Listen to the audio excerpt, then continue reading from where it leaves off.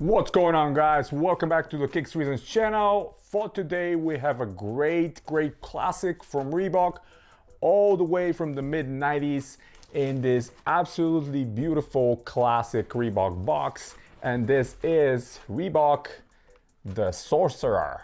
This is the black, white and red colorway. Absolutely amazing, impeccable pair. I recently found on one of the apps. Great DS shape, completely wearable. Stay tuned, you guys. You're gonna see how much awesome this shoe is. And I have a great story about this one. This is one of those shoes that you see a long time ago. You completely forget about it.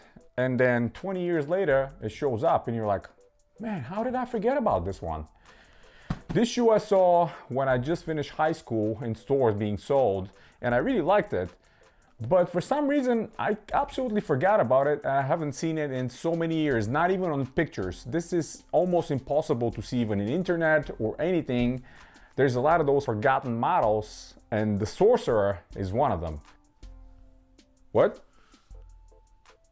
We have another one? No way. Oh yeah? All right, guys, boom. Second box right here, another Sorcerer. And this is the white, forest green and red colorway of the same shoe. All right, two. Those are the two I know in existence, guys. I mean, go over there on the internet, even look for the pictures on that name. You're gonna have a hard time finding them. Not even one, but I have two right here. Brand new in DS boxes. Let's go ahead, open them up. You're gonna see them on feet as well. You're gonna see some close-up shots. I absolutely love this shoe, and I'm incredibly amazed that I was able to find two of them in this specific perfect shape, and I was able to add them to the collection.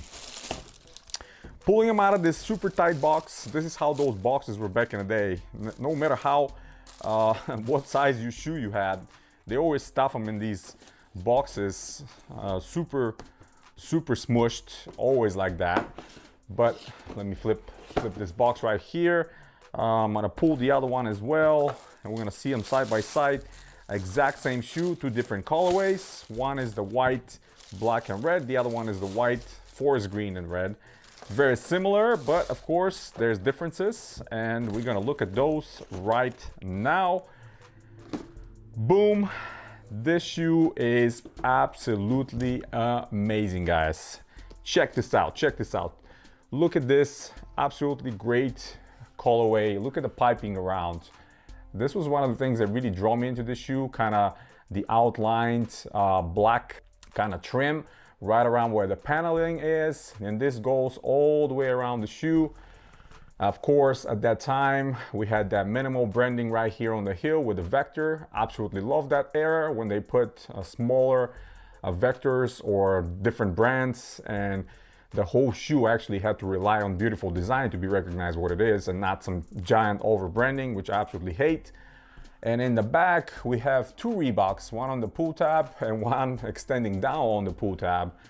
We have another vector right here, classic white and red on the tongue, which is very nice and puffy and very ventilated because it's mesh. Now, this was not a quote-unquote flagship model at the time, but still we have genuine leather on the toe box, where it really matters because this is where your foot creases, and you want that to be preserved as long as possible. And only genuine leather can stay without cracking, crumbling, peeling off, or all that stuff. So they did a great combination with the genuine leather being on the toe box and extending on this panel right here. So if you see the stitching going down here, above it, it's synthetic. Below it, it's genuine leather. Same goes on the inside. But man, this is such an incredible find. I can't believe that I found this after so many years. Outsole, quite simple for the time, especially for Reebok. They always had some crazy outsoles, and this one is not one of them for sure. But look at that beautiful, nice hexalite in the heel. And the texturing of the outsole is very interesting as well. I haven't seen that in many models before, but this one has it. And let's put it side by side with the next one. You'll see the differences. One is black, the other one is forest green. But again, both of them have this beautiful hexalite right there. And the trim on the green one obviously mimics the black and white one, but this is one with the forest green on the ton, on the back, side trims and everything. The leather, actually, it's a little bit more tumbled on this model, and I hope that the camera can pick that up. Let me get closer a little bit so you can see it. See how the green one is a little bit more tumbled compared to the black and white one. But in general, between those two pairs, the black and white is what I really like. And interesting enough, this is a lot more preserved than this one. And what I mean, both of them are DS, but this one looks like it was exposed more to some of the nature's elements out there. So it's a little bit more yellowing, and this one is absolutely perfect, just like it came from the factory. Really, really perfect. You got the stitching on the toe box, great inside padding. The padding inside the shoe, man, this is absolutely incredible. I wish that you guys can touch it and feel it, because it's super puffy right here on the heel.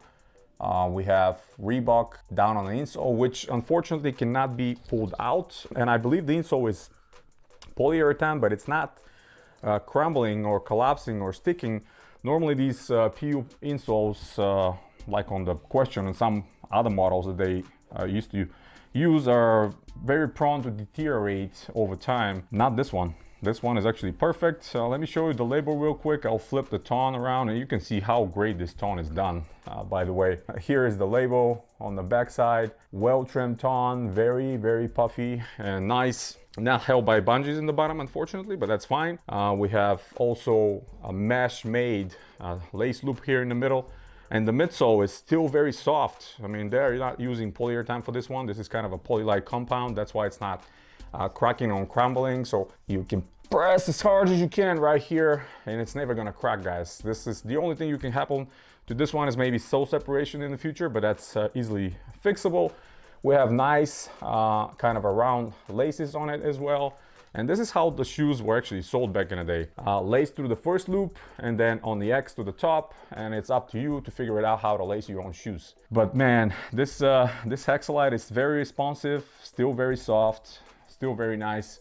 And I put them on feet and I gotta tell you, this shoe is still very comfortable, just like the day it was probably produced back in the day. We have a little vector on the outsole right here and on the lateral side as well of the shoe. So I think both of them are pretty wearable. Let me look at this green one. Actually, the leather on the green one looks a little bit nicer because it's more creased and softer, the way I feel it with my hands. But overall, they look a little bit more dirtier. I guess maybe they were a display model, or you know, somebody has laced them up, but I feel like the green one, it's in a little rougher shape.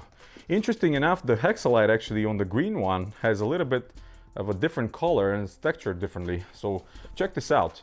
The black and white has kind of a black sails, and the green one, the sails inside are white, kind of mimicking Ultra Hexalite. That's interesting that they were able to make different colors on these. Surprising to me. I don't remember seeing that before, but very interesting. So, 2 Sorcerers in the collection. How amazing is that, guys? How often do you see vintage pairs like that, stumble upon them and grab them? I mean, these I grabbed for like super cheap price. You know, I think I mentioned that before. I grabbed 8 pairs from that seller for less than $300. I think for me that's a great win. The only thing that I feel a little bit is peeling, maybe it's on the tone. Yeah, the trim around the vector is made of synthetic leather, which will crumble a little bit, but that's not a big deal because it's just a tiny one.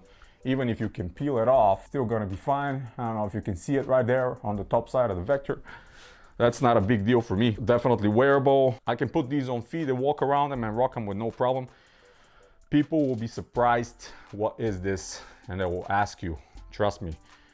Man, that pull tab is so great, so soft, with the double Reebok in the back. I really like it. Toe box is very nice and kind of slim.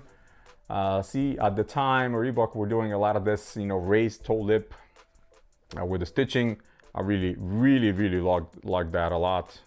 And I don't know what the material is that's covering the trim, but it feels like not really neoprene, but more like a truck suit a kind of a material that covers the trim around the leather and the different panels. Very interesting texture.